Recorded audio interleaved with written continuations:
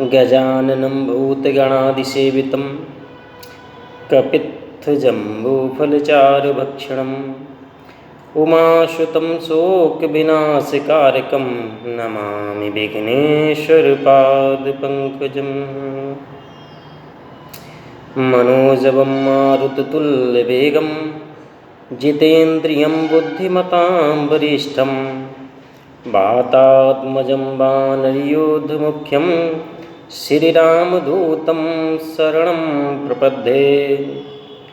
वर्णानामर्थसङ्घानां रसानां छन्दसामपि मङ्गलानां च कर्तारो वन्दे पाणिविनायको।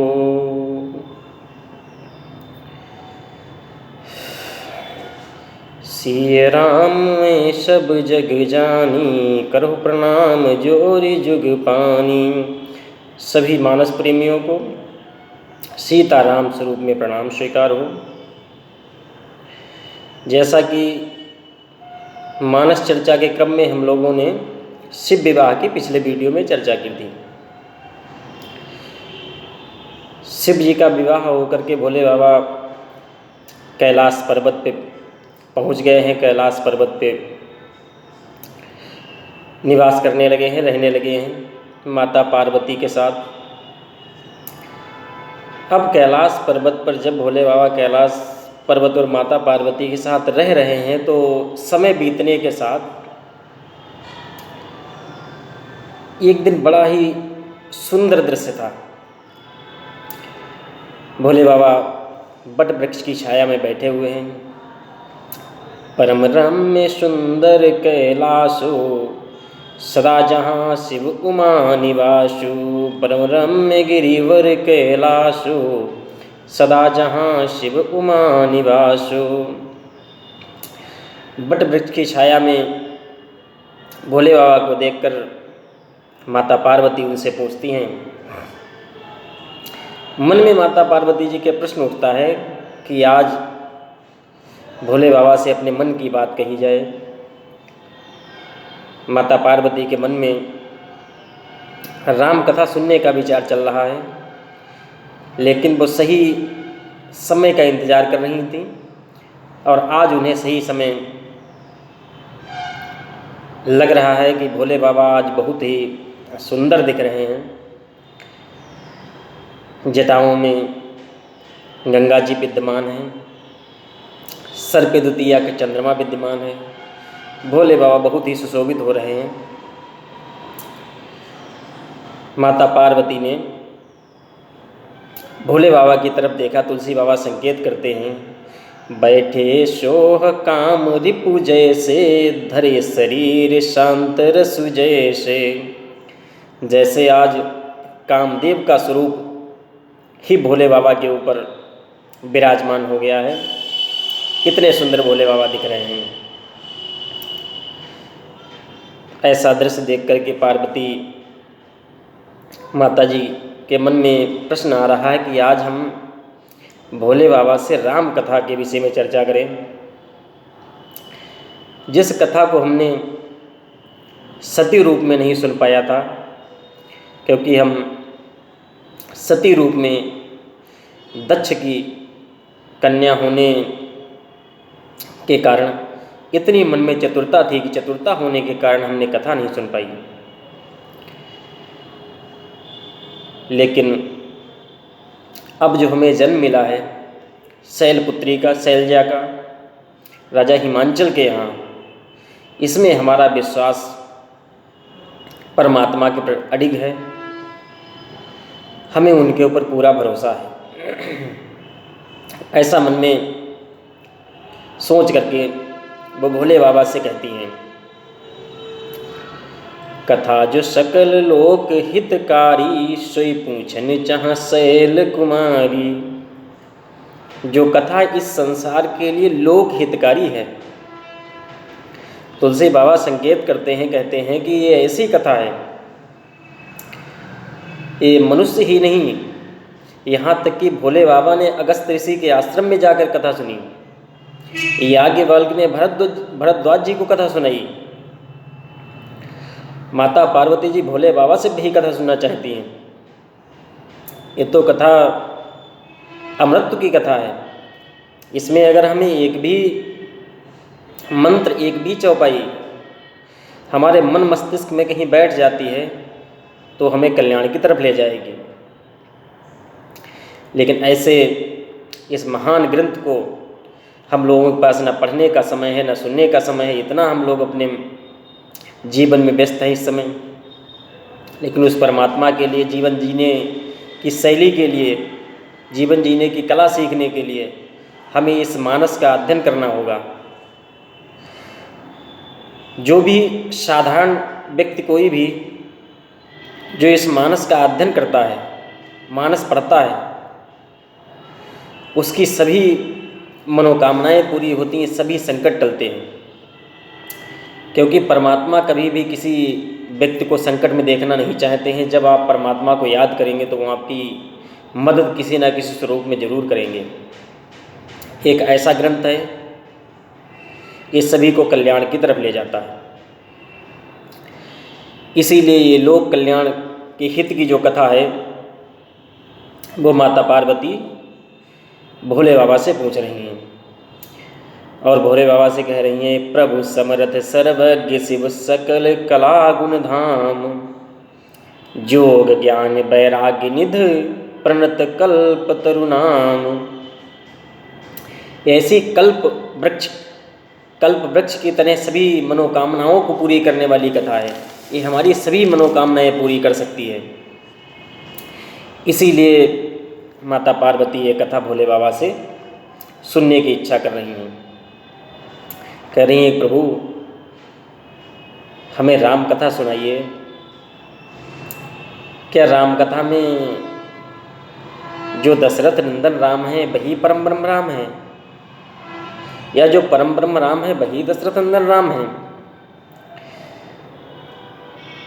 ऐसा मन में विचार करके पार्वती जी भोले बाबा से कहती हैं कि हमें राम का जन्म कथा सुनाइए, राम का विवाह कैसे हुआ ये सुनाइए, राम ने ऐसा क्या कार्य कर दिया, कृत्य कर दिया जिसके कारण उन्हें वनवास जाना पड़ा, ये हमें सुनाइए। किस तरीके से उन्होंने राक्षसों का वध किया ये कथा सुनाइए। उन्होंने रावण को क्यों मारा, रावण ने ऐसा क्या किया, ये कथा सुनाइए। इन सभी कथाओं को सुनने के लिए माता पार्वती भोले बाबा से विनती करती हैं। कहती हैं, प्रभु सती स्वरूप में हमने कथा नहीं सुन पाई, लेकिन अब हम कथा सुनना चाहते हैं। भोले बाबा भी अपने मन में प्रसन्न हो रहे हैं। जैसे ही राम का नाम भोले बाबा को सुनाई देता है तो उनके मन में चेतना आ जाती है। पुनि प्रभु कहौ राम अवतारा, बाल चरित पुनि कहौ अदार, बनबस कीन्हु चरित अपारा, बनबस कीन्हु चरित अपारा, कहौ नाथ जिमि रावण मारा, कहौ नाथ जिमि रावण मारा, बनबस कीन्हु चरित अपारा।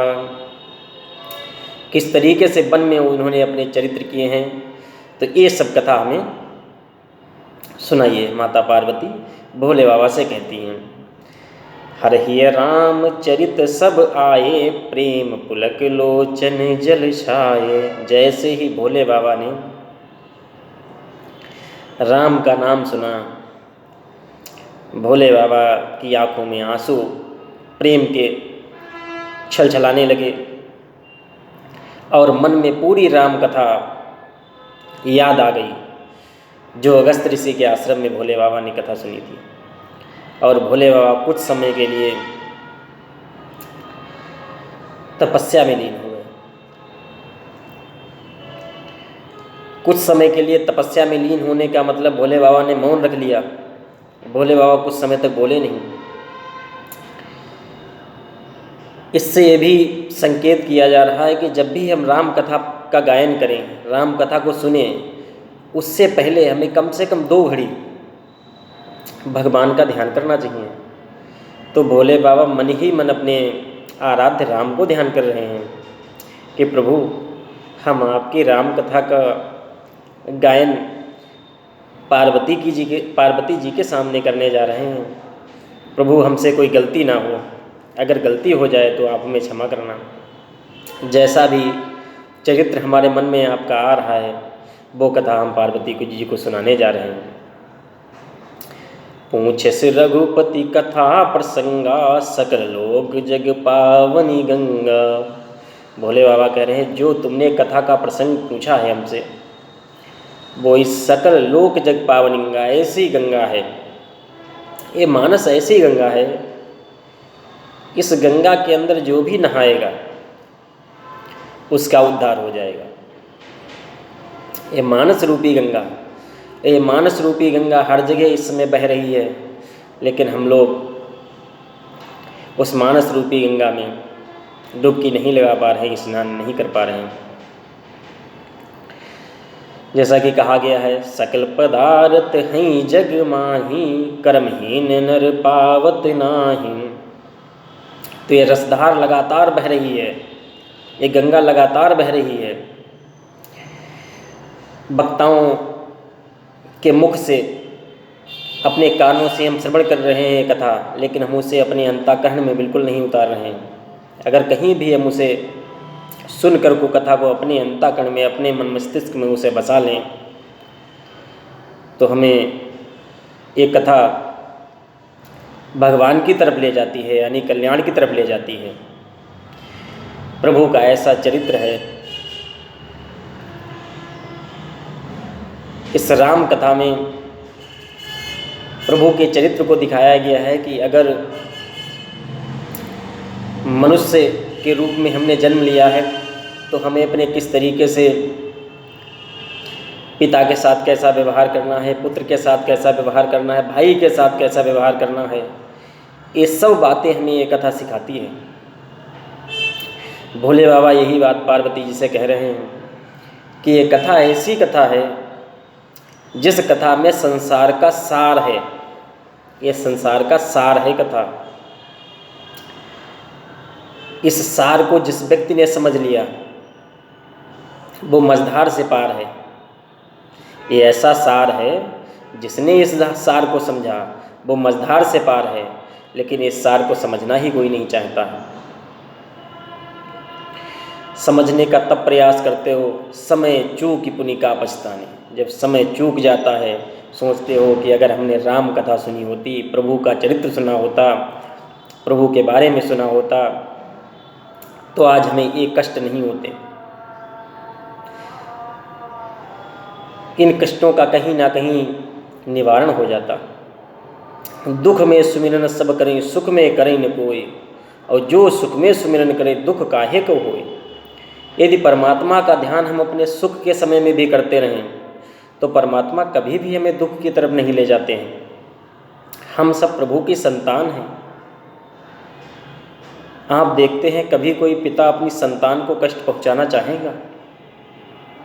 हर माता पिता यही चाहता है कि हमारी संतान को कोई कष्ट ना हो, हमारी संतान परेशान ना हो, हमारी संतान विचलित ना हो, हमारी संतान को किसी भी प्रकार का दैविक दैहिक भौतिक तापा किसी प्रकार का कोई कष्ट ना हो। उसी प्रकार परमात्मा भी यही चाहते हैं कि जो संसारी जीव हैं उन्हें हमने बनाया है, ये पूरा संसार हमारा संतान के तुल्य है। लेकिन परमात्मा तो हम लोगों को संतान के तुल्य समझ रहा है, लेकिन हमें भी तो परमात्मा को पिता के तुल्य समझना होगा।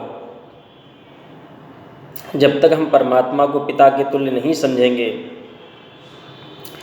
तब तक परमात्मा भी हमसे स्नेह नहीं लगाएंगे।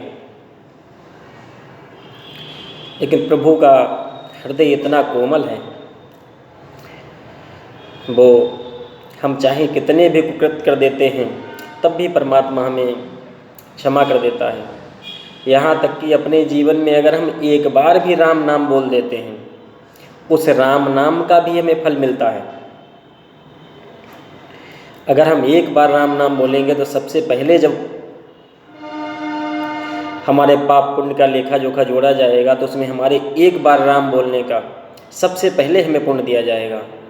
आप उसकी कल्पना नहीं कर सकते कि एक बार राम बोलने का भी कितना बड़ा पुण्य होगा। और इस कलयुग में तो कहा गया है कलयुग केवल नाम आधारा। इसमें तो केवल नाम ही आधार है। अगर हम भगवान का नाम ही सुमिरन करते रहें, स्मरण करते रहें, तब भी हम भवसागर से पार हो जाएंगे, हमें संसारी कष्टों से बच जाएंगे। जब हमारे हृदय में परमात्मा होता है तो हम दुनिया के कष्टों से दूर रहते हैं, दुनिया की विपदाओं से दूर रहते हैं। हमारे ऊपर कोई विपदा नहीं आती है अगर परमात्मा का हाथ है, क्योंकि जिसके साथ प्रभु हैं, परमात्मा है, उसे दुनिया में कोई नहीं बिगाड़ सकता, उसका कोई कुछ नहीं कर सकता। भोले बाबा माता पार्वती से विषय में, कथा के विषय में चर्चा कर रहे हैं, बता रहे हैं कि ऐसी राम कथा है, ऐसी राम कथा के बारे में आपने पूछा है कि ये ऐसी राम कथा पूरे जगत का कल्याण करेगी और आप धन्य हैं। ऐसी कथा सुनाने के लिए हम सती जी को लेके गए अगस्त आश्रम में, लेकिन सती जी के मन में भ्रम उत्पन्न हो गया, उन्होंने कथा नहीं सुन पाई। और आप धन्य हैं जो इस कल्याण, संसार के कल्याण के लिए कथा सुनना चाहती हैं। और हमें खूब पता है, भोले बाबा कहते हैं, ये बात हम खूब जानकारी रखते हैं, खूब हमें ज्ञात है कि आपको किसी भी प्रकार का कोई संशय नहीं है। ये नहीं आपको राम कथा नहीं पता है, ना आपको परमात्मा के ऊपर संशय है, ना आपको राम कथा के बारे में आप अनभिज्ञ हैं। आपको पूरी राम कथा ज्ञात है, आप पूरी राम कथा जानती हैं, लेकिन आप हमारे मुखारबिंद से एक गंगा दोबारा प्रवाहित करवाना चाहती हैं। हम अपने मुखारबिंद से ये कथा इस लोक में प्रवाहित करें, जिसे मानव जाति का सुन के कल्याण हो। ऐसा भोले बाबा पार्वती जी से कह रहे हैं, और कह रहे हैं कि आप धन्य हैं जो आप इस जगत का कल्याण चाह रही हैं। और अगर आपने इस संसार का कल्याण चाहा ही है तो अवश्य हम आपको कथा सुनाएंगे। तुम रघुबीर चरण अनुरागी, कीन्हु प्रश्न जगत हित लागी। हम समझ रहे हैं कि तुम्हें परमात्मा से बहुत ही स्नेह है, राम के चरणों में तुम्हारा बहुत स्नेह है, इसीलिए तुमने ये राम कथा पूछी है जगत कल्याण के लिए। और भोले बाबा पार्वती माता को राम कथा की तरफ ले जाने से पहले बार बार प्रभु का ध्यान करते हैं, बार बार प्रभु को मन ही मन प्रणाम करते हैं। कहते हैं, प्रभु आपकी आज ऐसी कृपा हो रही है कि हमें आपके चरित्र का गायन करने का सौभाग्य मिल रहा है।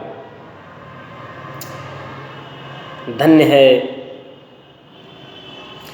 शैलजा का चरित्र, पार्वती जी का चरित्र, जिन्होंने हमारे मुख से इस राम कथा को प्रवाहित करने का सौभाग्य हमें दिया है। बार बार वो परमात्मा को ध्यान करते हैं, अपने इष्ट राम को ध्यान करते हैं, और माता पार्वती से कहते हैं कि अब हम आपको राम कथा अवश्य सुनाएंगे। किस तरीके से राम का अवतार हुआ, किस तरीके से वनवास हुआ, कैसे उन्होंने रावण को मारा, इन सभी कथाओं को हम क्रमशः आपको धीरे धीरे सुनाएंगे।